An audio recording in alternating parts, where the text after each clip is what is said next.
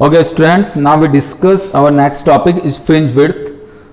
In previous topic we studied about the Young's double slit experiment, and in Young's double slit experiment we got the bright and the dark fringes on the screen.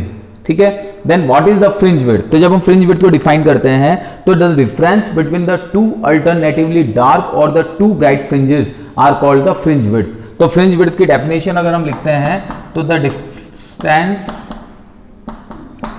between two alternatively dark or bright fringes are called fringe width. Okay, तो इसको हम क्या कहते हैं यहाँ पर fringe width. किसको? The distance between the two alternatively dark or bright fringes are called the fringe width, and it is represented by beta. Beta से हम इसको रिप्रेजेंट करते हैं. Got it. ओके, तो अब हम फ्रिंज विड्थ निकालने के लिए एक डायग्राम शो करते हैं, इसको समझिएगा बहुत ध्यान से. तो वापस हम यहाँ पर वही मोनोक्रोमेटिक सोर्स लेते हैं. मोनोक्रोमेटिक सोर्स से लाइट किस पर आती है? स्लिट एस पर. Now we take the two sources. First one is S1 and second one is S2. This one S1 and this is S2. ठीक है. Okay, now this is your center point, this is O. This is your final screen on which we evaluated the interference pattern. We evaluated that the fringe becomes bright or dark. तो यहां पर हम क्या करते हैं? एक point P consider करते हैं. ठीक है, दिस पॉइंट P. तो इस पॉइंट P की जो लीनियर डिस्टेंस है O से P तक की, ये हम y सपोज कर लेते हैं. कितना सपोज करते हैं हम इसको? y. ओके, और एंगुलर डिस्टेंस जो है यहां से, ये इसकी एंगुलर डिस्टेंस जो हम लेते हैं वो हम कंसीडर करते हैं यहाँ थीटा. कितना कंसीडर करते हैं? Theta. This S1 and S2 are situated at distance d from the screen M. ये जो screen N, sorry, this screen N are situated at distance D from screen M, and these slits S1 and S2 are situated at distance small d. ठीक है. Now this S1 situated at point P from x distance, and this S2 situated from P x plus delta x distance. This one. Okay, तो ये एक diagram हो गया हमारा जिसके अंदर हमने S सोर्स, मोनोक्रोमेटिक सोर्स है, this source divided into the two sources S1 and S2, and S1 और S2 से जो वेवलेट्स निकलेंगी वो वेवलेट्स पॉइंट P पर क्या इंपैक्ट शो करेगी, कौन सी फ्रिंजेस बनाएगी, उसे इवैल्यूएट करने के लिए we take a point P which situated at distance y from origin या from centre O. This angular distance from P is theta, and S1 S2 situated at distance D, and this S1 S2 situated from this screen is capital D. Okay, तो ये आपका एक situation हो गया. अब सबसे पहली और सबसे इंपॉर्टेंट थिंग कि यहां पर इस S1 और S2 से जो वेवलेट्स निकल रही हैं उस वेवलेट्स का मुझे सबसे पहले पाथ डिफरेंस फाइंड आउट करना पड़ेगा. Why we find out the path difference? क्योंकि बिना पाथ डिफरेंस के we can't evaluate that the fringe becomes bright or dark. ठीक है, जैसा हम लोगों ने पढ़ा है कंस्ट्रक्टिव और डिस्ट्रक्टिव इंटरफेरेंस कि if the path difference becomes n lambda then the fringe becomes bright, and if the path difference becomes 2n + 1 lambda by 2 then fringe becomes dark. Okay, क्योंकि डिस्ट्रक्टिव इंटरफेरेंस जो होता है उसके अंदर intensity minimum होती है, और इंटेंसिटी मिनिमम होगी तो कौन सी फ्रिंज मिलेगी? Dark fringe. और अगर कंस्ट्रक्टिव इंटरफेरेंस होता है तो फिर वहां पर जो फ्रिंज मिलती है वो कैसी मिलती है? Bright fringe. इस चीज को समझना पड़ेगा. तो यहां पर हम क्या कह रहे हैं कि हमें अगर इस पॉइंट P पर ये देखना है कि कौन सी फ्रिंज बनेगी तो सबसे पहले मुझे पाथ डिफरेंस फाइंड आउट करना पड़ेगा. तो पाथ डिफरेंस फाइंड आउट करने के लिए we draw a perpendicular from S1 to S2P. S1 से S2P पर हम एक परपेंडिकुलर ड्रॉ करते हैं, जस्ट लाइक दिस. ओके, और इसको नाम दे देते हैं हम, दिस वन इज S1A. ये हमने यहां पर परपेंडिकुलर ड्रॉ किया. अब देखिएगा यहां पर थोड़ा सा कि ये हमारे पास में 3 लाइंस हैं इस तरह से, ये और ये, these 3 लाइंस. ओके, ठीक है. अब यहां पर अगर हम थोड़ा सा ध्यान देते हैं इन 3 लाइंस पे, तो यहां पर ये जो एंगल बन रहा है this angle max theta, okay, तो this is and this is by the geometry this is also theta, by geometry की बात कर रहे हैं हम, तो these angles are also theta. तो यहां पर अगर हम बात करते हैं तो ये एंगल जो है ये एंगल कितना होगा, थीटा, ये एंगल कितना होगा, थीटा। अब ये जो बन रहा है ये कितना है 90, तो ये एंगल कितना हो गया तुम्हारा 90 माइनस थीटा। भाई ये थीटा अगर हुआ उस ज्योमेट्री के हिसाब से तो ये वाला जो एंगल टोटल बना ये कितना है 90, तो रिमेनिंग एंगल कितना हुआ 90 माइनस थीटा, ये 90 माइनस थीटा है और ये एंगल कितना है आपका 90, क्योंकि परपेंडिकुलर ड्रॉ किया है, ये 90 है, ये 90 माइनस थीटा है, तो ये एंगल कितना बना आपका theta, this angle becomes theta. Clear है चीज, ओके। तो इनको यहां से हम हटा देते हैं, तो ये एंगल कितना आ गया आपका थीटा एंगल, ठीक, ओके। तो अब हमें सबसे पहले ये पाथ डिफरेंस फाइंड आउट करना है। तो अगर हम यहां पर इस चीज को देखते हैं तो this distance is x and this is x plus delta x। तो अगर मैं यहां पर पाथ डिफरेंस फाइंड आउट करता हूं तो पाथ डिफरेंस फाइंड आउट करने के लिए सबसे पहले हमें क्या देखना पड़ेगा कि इन दोनों डिस्टेंसेस को आप क्या कर दो, लेस कर दो, इन दोनों डिस्टेंसेस को आप लेस कर दो। तो यहां जब आप लेस करते हैं तो पाथ डिफरेंस क्या निकलता है, देखिएगा, तो पाथ डिफरेंस डेल्टा x से हम रिप्रेजेंट करते हैं, this is S2p minus S1p, S2p minus S1p, तो रिमेनिंग डिस्टेंस कितनी आई S2a, तो डेल्टा x इक्वल्स टू कितना आ गया तुम्हारा S2a, this is your path difference. तो सबसे पहले हमें इंपॉर्टेंट थिंग क्या है कि हमें पाथ डिफरेंस निकालना पड़ेगा। तो हमारा पाथ डिफरेंस कितना निकल के आ रहा है यहाँ S2a। अब हम इस S2a की वैल्यू हम फाइंड आउट करते हैं यहाँ पर कि S2a की वैल्यू कितनी आएगी, ठीक है। तो हम लेते हैं यहाँ ट्राइंगल S1 S2a, ये ट्राइंगल मैंने लिया यहाँ पर S1 S2a, ठीक है। इस S1 S2a में साइन थीटा हम निकालते हैं, क्या निकालते हैं, sine theta. When we evaluate the sin theta, then sin theta equals to perpendicular upon hypotenuse. Perpendicular angle के जस्ट सामने का एंड दिस इज hypotenuse। तो perpendicular तो हो गया तुम्हारा S2a और hypotenuse हो गया S1 S2, ठीक है। This one is S2a and hypotenuse is S1 S2। तो अब S1 S2 कितना है, small d, then this is sin theta, तो S2a equals to d sin theta, this is your equation 1। और S2a क्या है तुम्हारा, path difference, that is delta x equals to क्या हो गया d sin theta, got it. तो ये आपका जो पाथ डिफरेंस आया यहां से और यहां तक का, जिसे हमने किससे रिप्रेजेंट किया है, डेल्टा x से। डायग्राम भी आप चेक करते रहिएगा आपकी कॉपी में, अगर कहीं आपको मिस हो रहा हो डायग्राम तो उससे क्लियर कर लीजिएगा, ठीक है।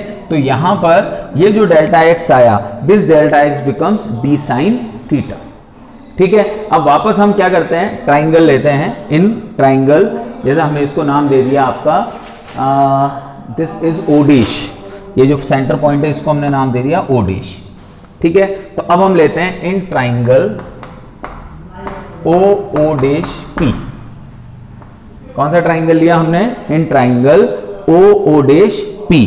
तो जब हम ट्राइंगल o डैश p की बात करते हैं तो यहां से हम निकालते हैं tan थीटा, ओके। तो जब हम tan थीटा निकालेंगे कौन से ट्राइंगल में, o डैश p में, तो ये थीटा एंगल है, tan theta equals to perpendicular upon base, तो परपेंडिकुलर तो है आपका OP और बेस कितना है o डैश, तो ये हो गया y बाय d कैपिटल, ठीक है। हम कहते हैं कि if angle is so small, क्यों स्मॉल, क्योंकि यहां पर जो d है, d is very very greater than to small d, so angle becomes small, very small या स्मॉल, तो then sin theta approx equals to theta and tan theta is also theta।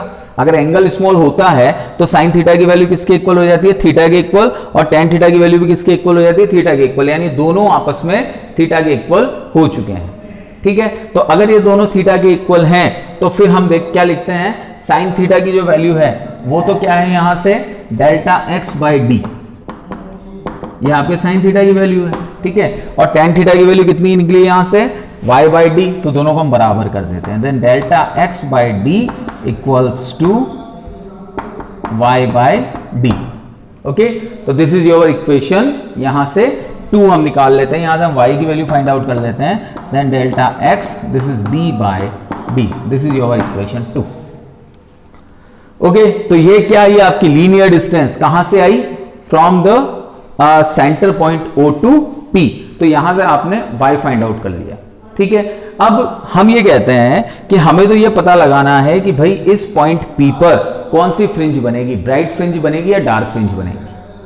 तो मैंने अभी आपको बताया कि 2 अल्टरनेटिव फ्रिंजेस के बीच का जो डिफरेंस होगा, उनके बीच की जो डिस्टेंस होगी, मतलब जो डिफरेंस निकालेंगे हम, this difference is called the fringe width. जैसे फॉर एग्जांपल, अगर मैं एक फ्रिंज लेता हूं n और एक फ्रिंज लेता हूं n+1, तो इन दोनों के बीच का जो डिफरेंस आएगा, उन दो, जैसे 3 और 4, तो 3 और 4 के बीच का जो डिफरेंस है वही उसकी विड्थ होगी, ठीक है। अल्टरनेटिव नंबर है 3 4 5 6 7 8, तो 3 और 4 के बीच की जो डिस्टेंस होगी वो अल्टरनेटिव फ्रिंज होगी।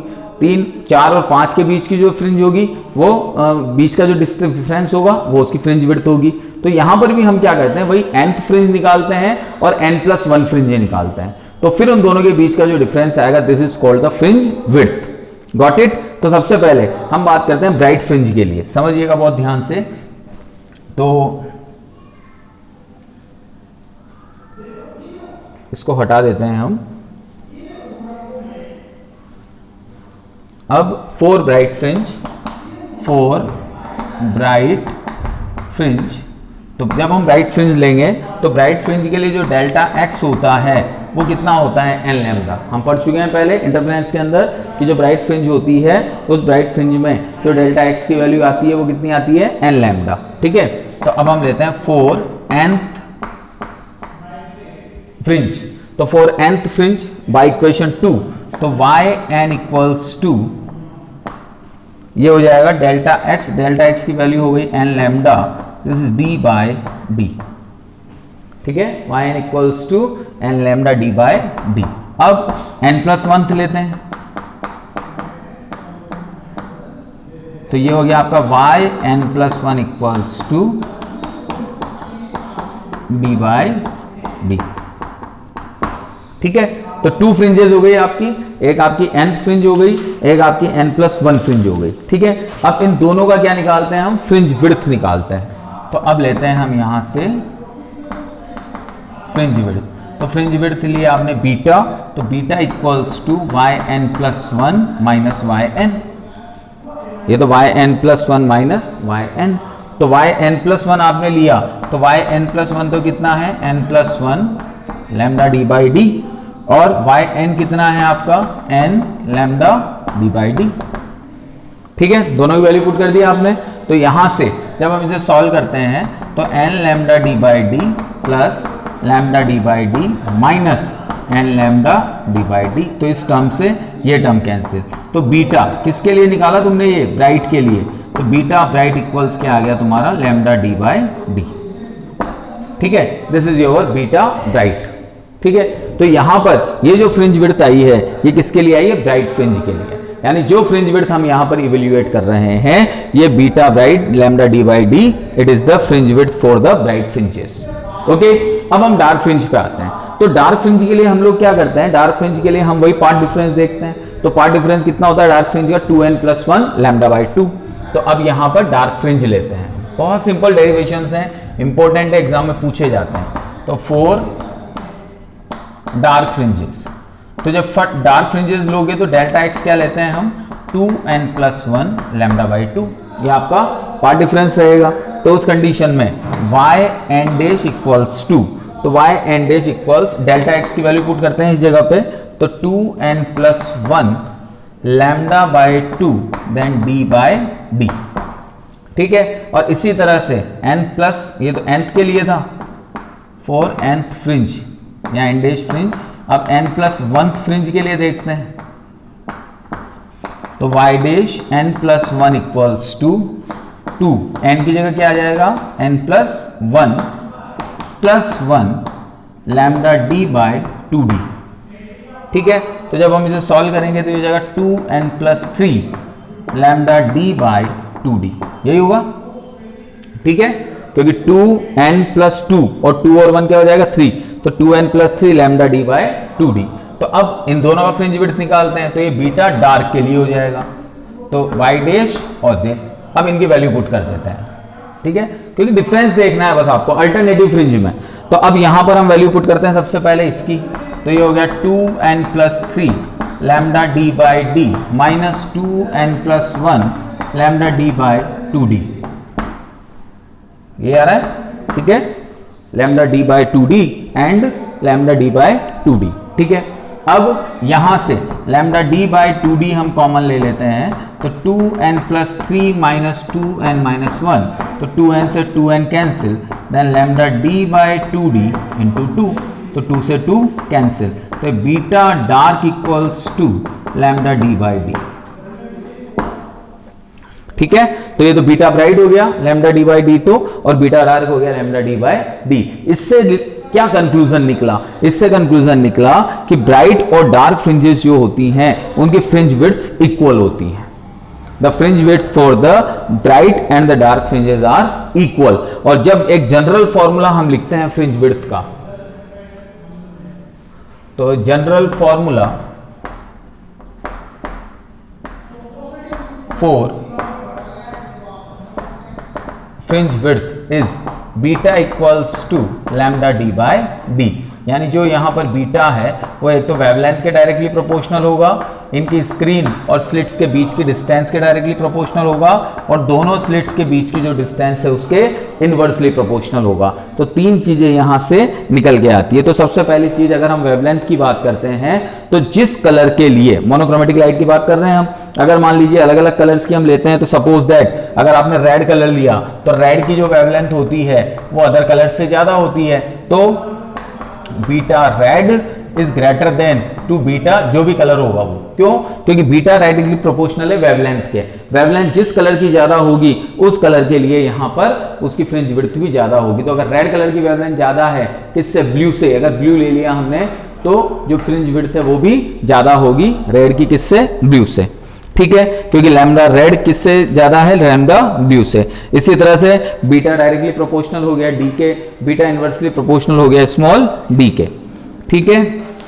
अब यहां पर हम ये कहते हैं कि if the interference experiment is performed in a medium of refractive index n, अगर हमने यहां पर जो इंटरफेरेंस पैटर्न है या इंटरफेरेंस एक्सपेरिमेंट है वो किसी मीडियम के अंदर परफॉर्म किया और उस मीडियम का जो रेफ्रैक्टिव इंडेक्स है वो n है, तो उस कंडीशन के अंदर जो वेवलेंथ होगी वो वेवलेंथ क्या होगी? उस मीडियम के रेस्पेक्ट में 1/n टाइम्स कम हो जाएगी।